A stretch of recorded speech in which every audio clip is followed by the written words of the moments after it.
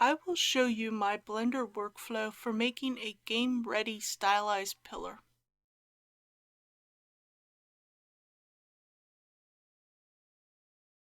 Game assets need to be as low poly as possible for the engine and ultimately the game to run smoothly, although this is less of an issue for modern game engines.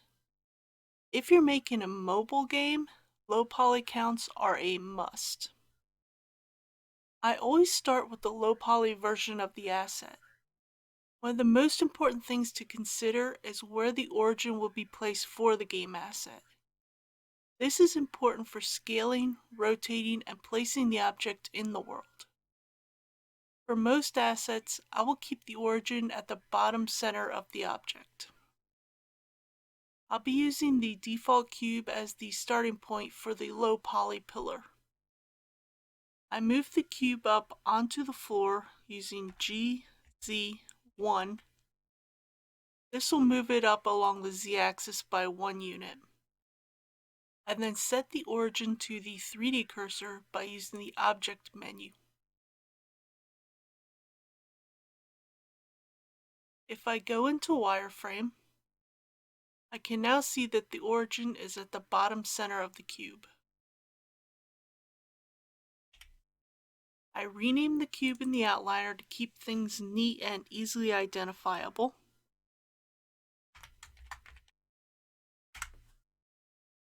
Under the Scene Properties tab, I changed my units to Imperial. This isn't necessary if you'd rather work using metric. I tab into Edit mode and select the top face.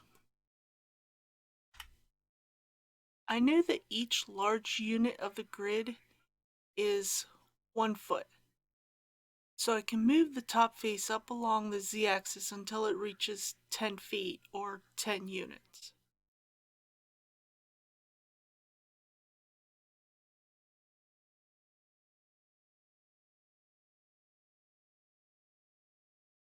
I add 2 horizontal edge loops using Ctrl R and scrolling up once on my mouse wheel. I left click twice to set the edge loops in place. I then scale the edge loops along the z-axis by 2.75 so they're equally distanced from the top and bottom faces.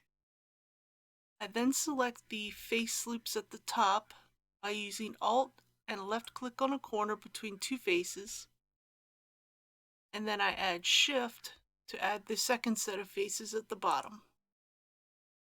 Using Alt E, I extrude faces along normals and extrude the selected faces. To make it look like there are 3 sections to the center part of the column, I add 3 horizontal loop cuts.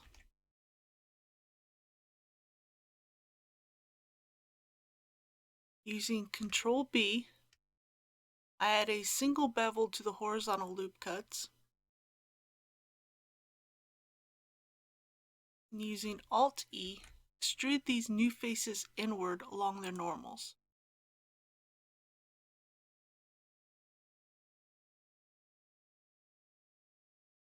Before I add a subdivision surface modifier and then remesh a high poly model, I need to add a few more loop cuts to ensure that the very edges of the pillar are supported. I begin in front view and add 2 loop cuts to each section.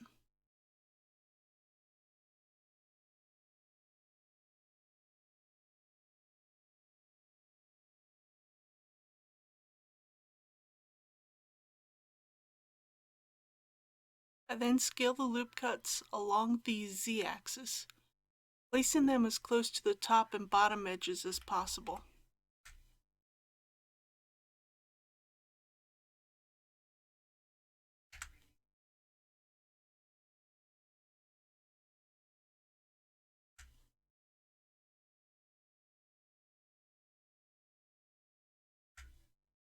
I then go into side view and add 2 vertical loop cuts.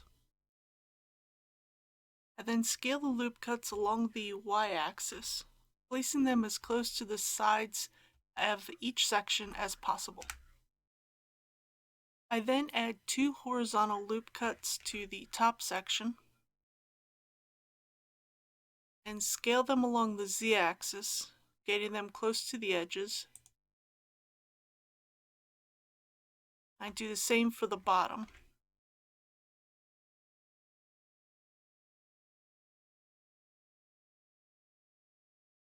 I then select the faces on the top of the column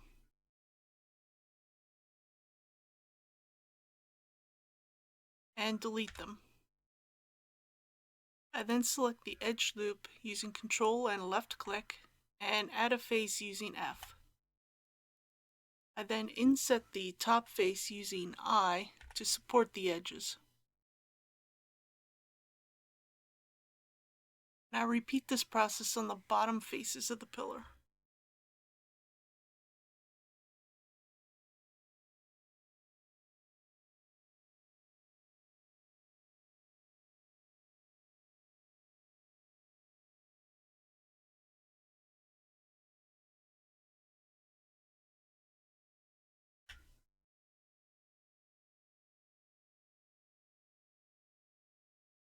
The last step before I work on the high poly model is to UV unwrap the pillar. In the UV editing workspace, I turn on UV Sync Sketch so I can see which parts of the pillar I have selected. I make a new UV, which is going to be 2048 by 2048 for 2K. I uncheck alpha, and for the generated type, I choose UV grid. This will help me determine if I have any stretching on the UVs. Under the shading workspace, I add an image texture node, and I open up the UV that I just made.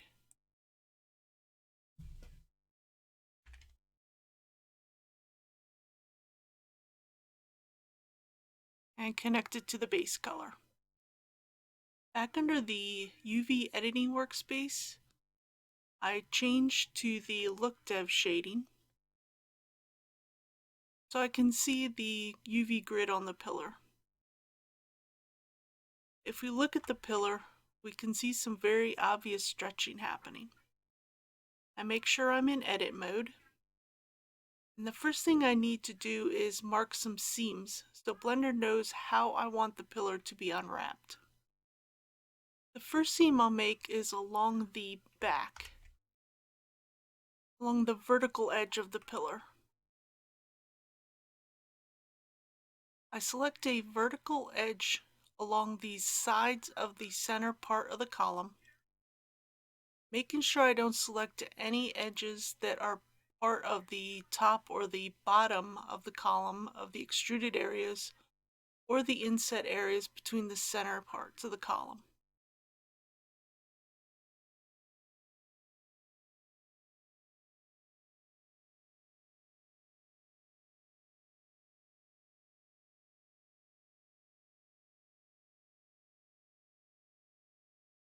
I then right-click and choose Mark Seam. I see an orange-red line that shows me that I applied a seam to the pillar. I now select the entire pillar, and using the U key, I choose Unwrap. Now I have an irregular shaped unwrap, so I need to add more seams. Now I'm going to select the edge loops along the tops and the bottoms of the inset areas in the center, as well as the connecting vertical edge, and mark the seams.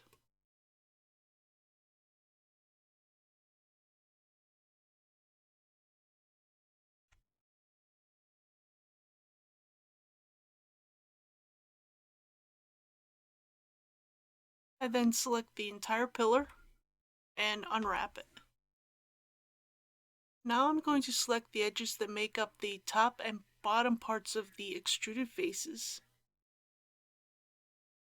around the center and the outer edge on the top and the bottom, as well as the connecting vertical edge between the two outer edge loops.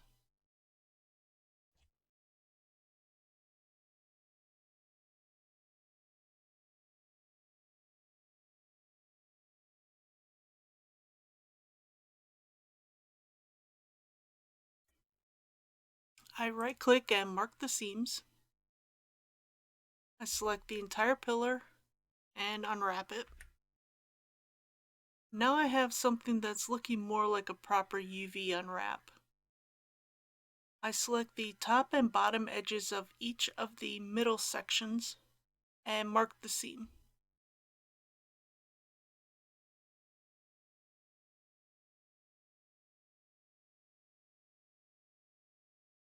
I then unwrap the pillar again. Now I have even better looking UV unwrap. Also notice that the UV grid on the pillar is looking more uniform and not as stretched. The UVs are too close together, so I need to space them out. I don't want overlapping UVs as that can affect the texturing. Generally, I will select all of the UVs and move them outside of the bounds of the UV map. I use the B key, select all of the UVs, and then using G, I move them off the UV map. I try to keep similar UVs together, so I select the UVs associated with the top extruded part of the pillar.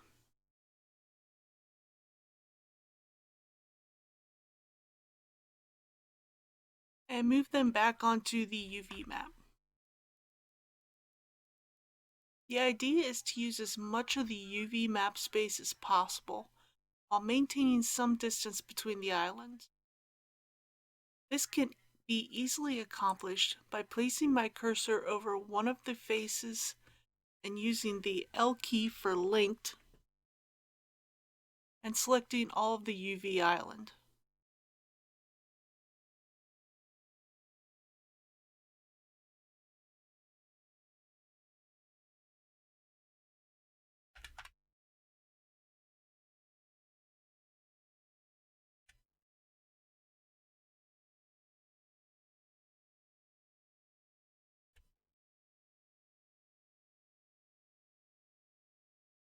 I then repeat this process for the remainder of the pillar.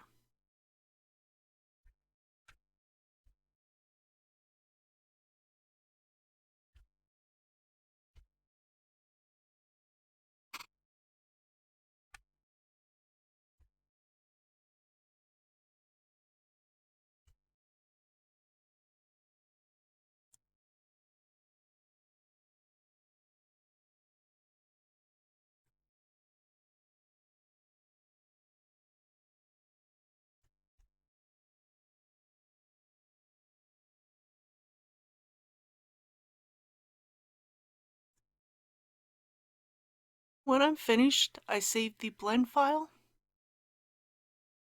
and then I export the UV map.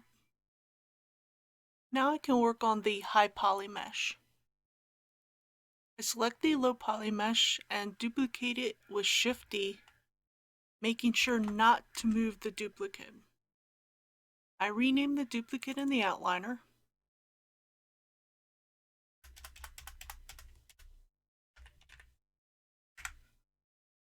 And then I hide the low poly mesh. I add a subdivision surface modifier with a level of 2. I apply the modifier, right-click on the mesh and choose Shade Smooth. And under the Object Data Properties, under the Normal section, I choose Auto Smooth. This will help with any odd shading issues. I'll be using the orb brushes for sculpting. The link is in the description. You can get them for free, but if you have the means, I would recommend paying for the brushes. Now, in order to use the brushes, you'll need to append them.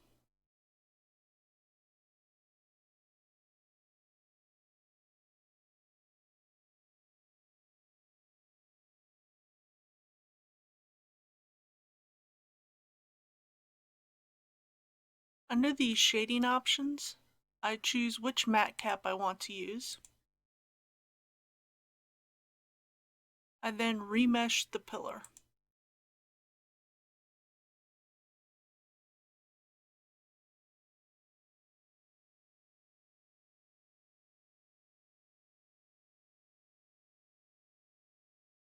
Generally, when sculpting, I begin with the larger details, such as scraping the edges.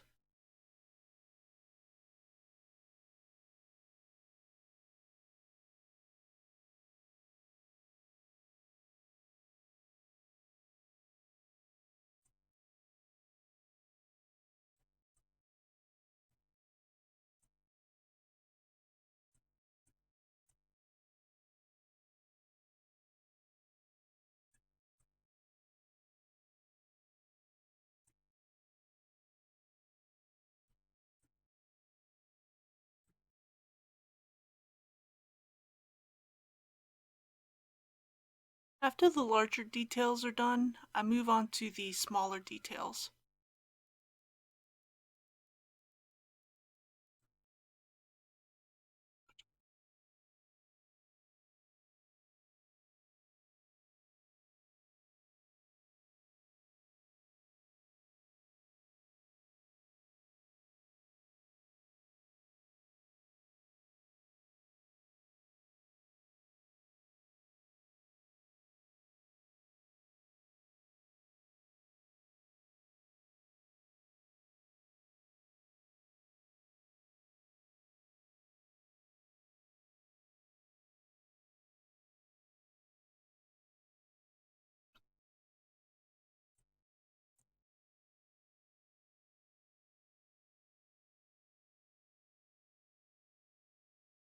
After I'm done with the sculpting, I remesh so I can lower the actual poly count.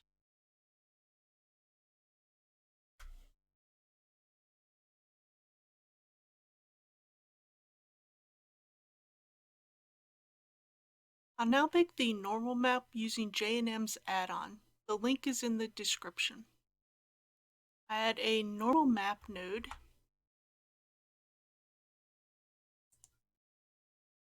and connect it to the normal input of the principled shader. Then add a texture node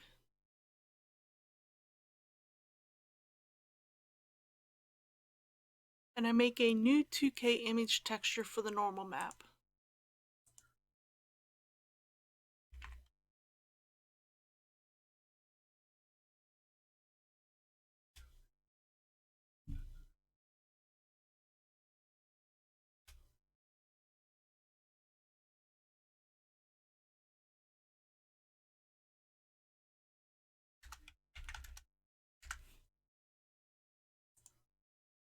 I connect the image texture node to the normal map node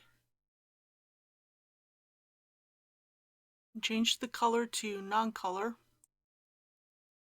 And then I open up the image in the image editor. I don't know if this is a glitch in 2.9 or not, but I select the high poly and I open up the object data properties, and under UV maps, if there's nothing there, I have to add a UV map. There should be one under the low poly one already. I open up the properties panel and go to the add-on. I unhide the low poly pillar. I choose the low poly and the high poly meshes and bake the maps.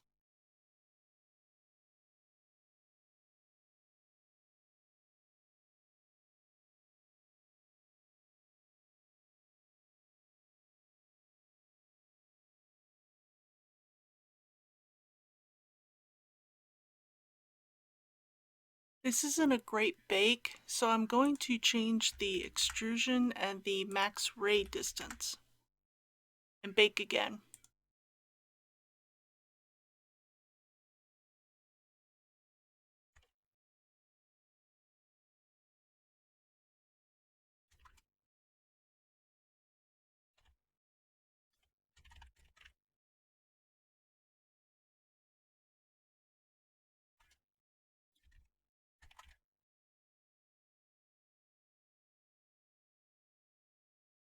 Then when the baking is done, I go ahead and save the map. So now it's time to texture the pillar. I'll be using a rock texture from CCO Textures. The link is in the description. I add a new image texture node. I open up the roughness map from the rock texture. Change the color space to non-color. And connect the image texture to the roughness input of the principled shader. I will be combining the color and the AO maps. Add a new image texture node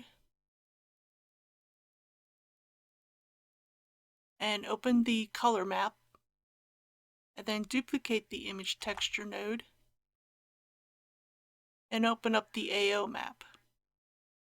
And I change the color space to non-color.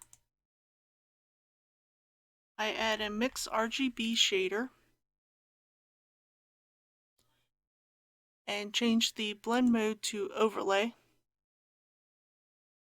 I connect the color map to the color 1 input and the AO to the color 2 input. And I connect the mix shader to the base color of the principled shader. Then I add a color ramp between the AO map and the mix shader.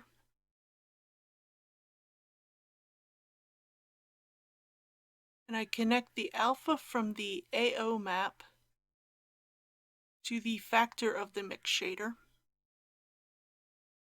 And I use the color ramp to control the darkness and lightness of the AO map.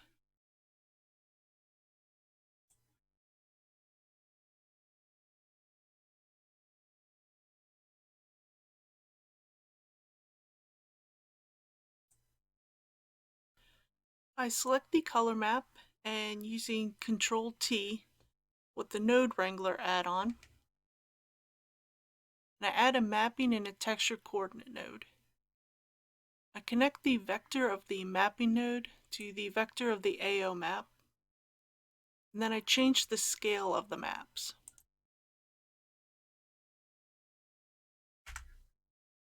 I'll export the pillar as a GLTF for easy import into Godot. And I make sure that I have selected only checked, so I only export the pillar.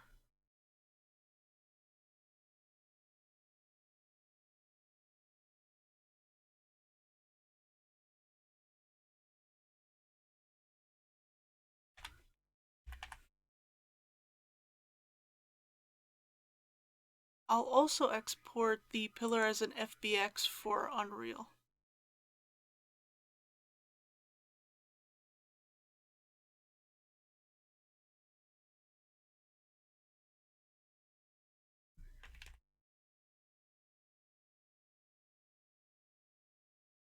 Importing the pillar into Godot is a very simple process.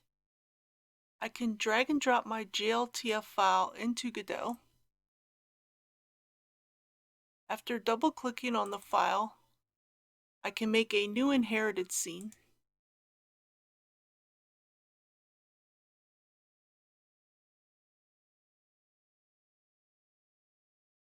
If I want to make changes to the material, I just need to double-click on the material and make any changes in the inspector. Importing the pillar into Unreal is also an easy process. I can drag and drop the FBX file into my content folder or any folder of your choosing. I can leave all the import options at their defaults and click Import. You'll see a warning about smoothing groups, but Unreal will automatically fix the problem, so no need to worry, just close the warning window. You can then drag the pillar into the scene.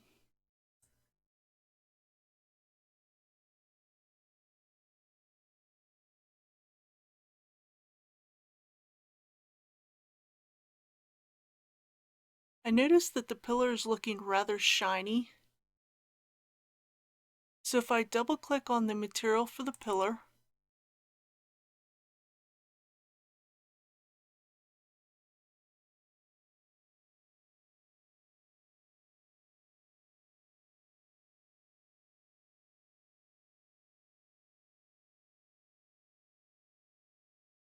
I can actually disconnect the texture from metallic by right-clicking on it, going to break link to, and then the texture.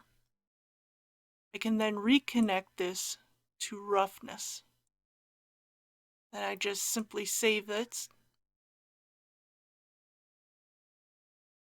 I can then go ahead and build my light.